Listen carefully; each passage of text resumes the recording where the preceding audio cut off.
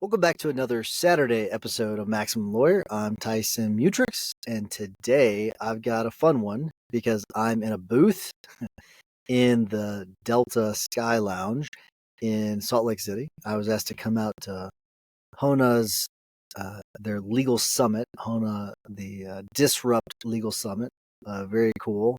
The HONA, they used to be Milestones. They changed their name a couple years ago, but Matt and Manny, thanks for inviting me out. Appreciate it. But they had asked me to be on a panel, and a couple of things that I talked about I wanted to mention on the show, because I thought it was something that the masses should hear about, not just people at the conference. They had asked me to really kind of look into the future and try to predict what challenges law firms might face in the next 5 years or so. And I give my opinion, and I didn't pull any punches with it. I definitely have my fears. I think that there's some opportunities for sure, and I'm going to get to all this in a little bit.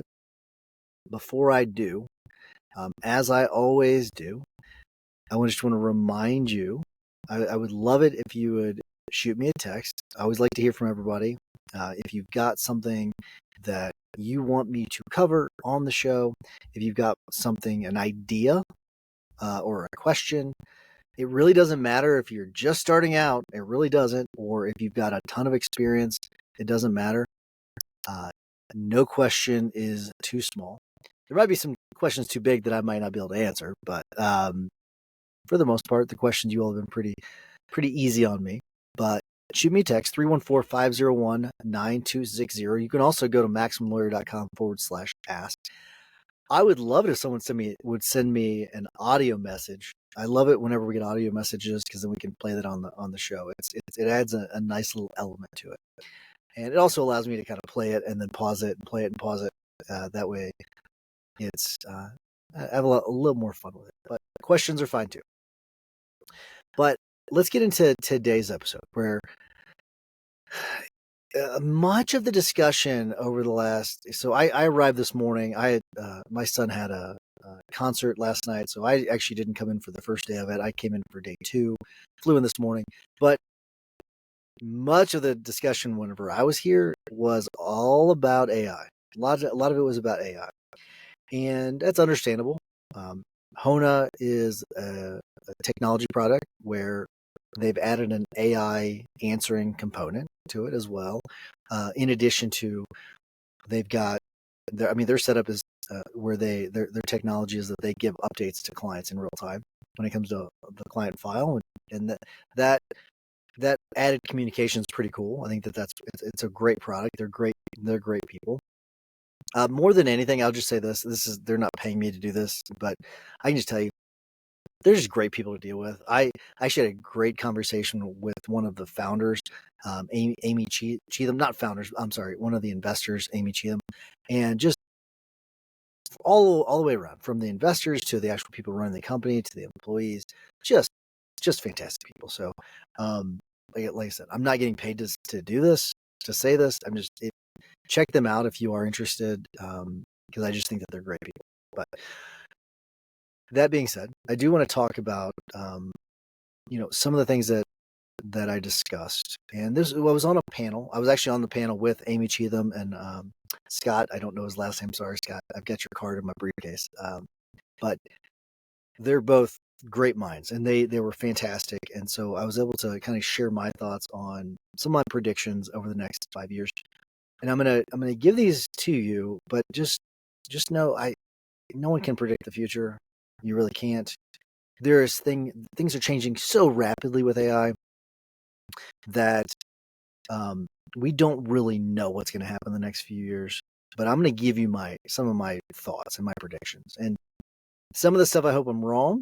Some of the stuff, maybe it's good. I don't know. But over the next 5 years, let's just start with some of this. A lot of this stems from AI, so I'm going to start with that. You're obviously going to see much more adoption when it comes to AI.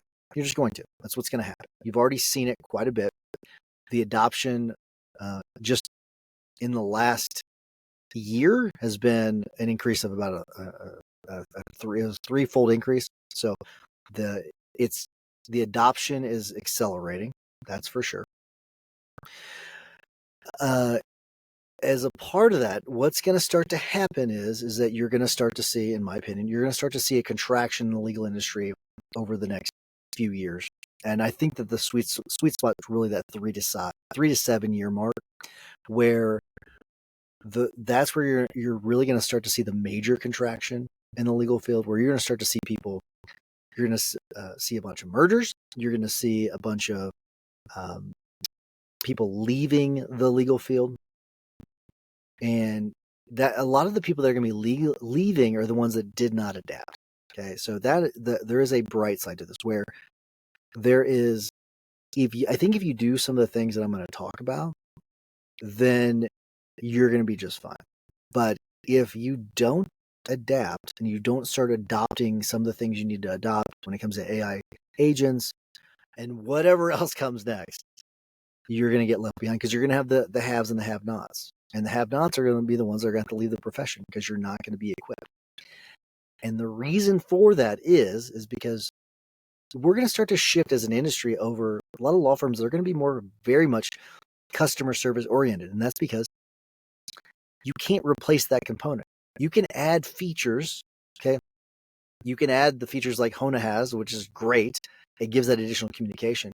It doesn't give that one-on-one, right? You're not having that conversation.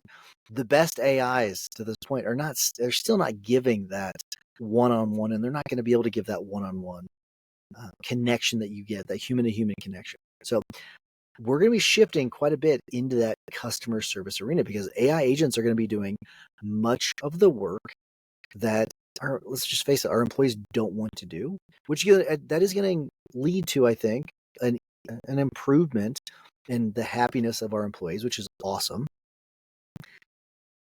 That being said, you're going to see an increase in how much you're going to have to pay employees, right? You're going to have less employees, but you're going to have to pay them more.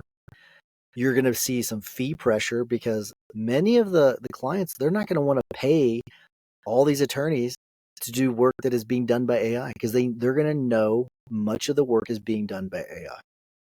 That's a big thing. A couple of things that I did not talk about on the panel, we just didn't have time, is I think we're going to see an increase in the hybrid practices. I think you're going to see an increase in remote practices. I think that's kind of a no-brainer. You're going to see an increase in cybersecurity breaches. I don't know the last number I was able to find was 2023. 40% of firms were breached in 2023. 40 freaking percent. That's insane. And then you're also going to see a lot of regulatory changes. You already have non-lawyer ownership in 2 states, and I think that that's going to expand. I definitely think that is going to expand over the next few years, for sure. All right, so how do we deal with this, right? What are some things that we can do to make sure that we are ready for it, and that we are one of the haves and not one of the have-nots? You're gonna have to proactively embrace this technology, this AI that we have right now. I know that some of it's a little scary for some of you. Some of you might think, well, I'm gonna be done in 5 years. I'm gonna be retired. No big deal. Okay, great. That's fine. Those of you that are going to be in the profession for longer than that, you're going to have to embrace it. The AI agents are here. I even said on the panel, on the way over here, I was working on an AI agent, and it's going to save us a ton of time every single week. You're going to have to embrace it. You're going to have to adapt your pricing. You're going to have to the billable hour, even though I think it's perfect for lawyers, I think it's a great model for lawyers. You can make a lot of money. Clients don't really want it. They want that predictability. And I think that you're going to have to adapt to that. The main thing that you're going to have to get, I think, through your head is that you're going to have to focus more on the client experience and that client service, the customer service. You're going to have to focus more on that. And that's great, because we're going to have time to do it, because a lot of the legal stuff, the mundane stuff, is going to be done for us, or at least it's going to be, mostly done for us. Going to get it, about 80-90% of the way there for us, which is going to free up a lot of our time, and that's going to allow us to provide that really high level service, which means we're going to be able to attract really higher end customers, higher end clients. We're going to be able to attract them. We're going to be able to charge probably a little bit more, even though the expectation overall is going to be that people are going to expect lower fees. I think that's fantastic. But you're also going to, something else that's going to be interesting is that you're going to have a lot of access. A lot of people are going to have access to justice that they don't have access to now. I think that's a pretty cool thing. I think we should all applaud that. But we have to be ready for what we can prepare for, and that is adopting the technology now. I talked a lot about the history of, that was one of the things I was asked to talk about, was sort of the lessons that can be learned from law firms that have navigated past disruptions. And I talked about things like the typewriter, right? The paralegal. The paralegal wasn't around until the 60s. I don't know if you realize that. The computer was a massive disruption. The internet, right? Massive disruption. These are all things that what happened was we adopted the technology. When we had things like the depression or the recession or any other financial crises, what we did as an industry is we reduced costs. We became flexible when it comes to staffing. That's what we're going to have to do here. There was a lot of price innovation during pricing innovation and fee innovation during these periods. There was a shift towards that client focus. People were focused more on talent management. None of that's going to change, right? None of that is going to change. We're going to have to do those exact same things. This is just another disruption that the legal industry is going to have to manage, right? That's what we're going to have to do. But we can do it. I think as an industry, we can do it. If you don't, you're going to be in bad shape in 5 years. Just going to say it. 10 years, definitely. 5 years, 5 years, I think we can debate whether or not it's going to happen in 5 years. 10 years, I think clock runs out at 10 years. That I don't think that you're going to have. If you've not adopted it by then, you're in a lot of trouble. But I think you need to start now. I think you need to start yesterday. But the next best time is right now. So go out, build yourself an AI agent, hire someone to build out some AI agents, understand the technology, just like you understand employees. You need to understand the technology, because that's like it or not, that's going to be sort of a type of an employee that we're going to have to manage over the next coming decades. So lots of changes to come. But hopefully you got something from this episode. I just want to share some of my thoughts from it, from this, what's becoming a hot phone booth, this booth that it's very well insulated, and I'm not getting a whole lot of air in here. So I'm glad I'm almost done with this episode. But as a reminder, shoot me a text, 314-501-9260. Tell me if I'm wrong. Tell me if you disagree with me. I would love to hear. I love to hear when people disagree with me. So 314-501-9260. Till next week, remember that consistent action is the blueprint that turns your goals into reality. Take care.